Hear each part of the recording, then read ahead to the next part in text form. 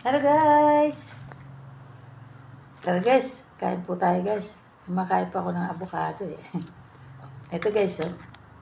Bili pa ako ng avocado. Ayan. Ayan. Pinakain ko na po. Ito. Dalawa pong avocado ito eh. Ito pa kay partner. Ayan na.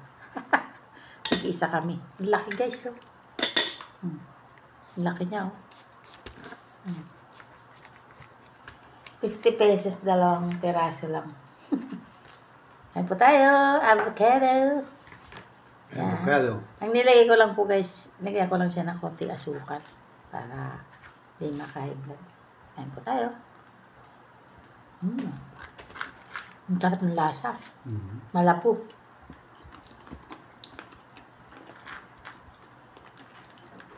Konting asukal lang po nilagay ko. Mas gusto ko kasi ganito. Halihan ko sana ng yellow. Sa kag-atas. Kaso, magastos pa. Yan to na lang para tipid. Makain. Makain po ba kayo nito? Avocado.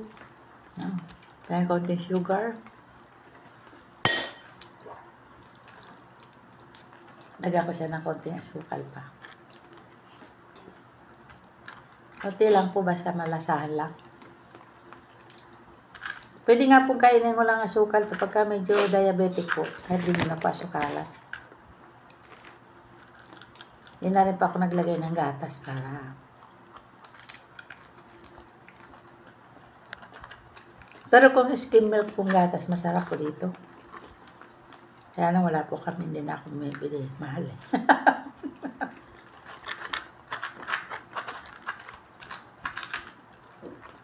Bira lang po itong avocado. Kasi na-year lang ano. Harap.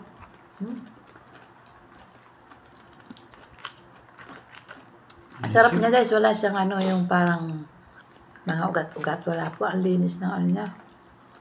Ang ganda lahi. Ang ganda pong lahi nito. Malabos siya. Sarap ng lasa. Hindi nakakasawang kainin. Malinis siya. Buti tumigit pa ang ulan. Bago umulan, nandito na kami sa bahay.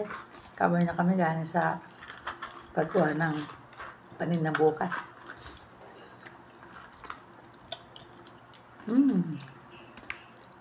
Ganda lahi nito. Dami. May Yes po, watching po. Bye-bye. God bless us all. Please subscribe.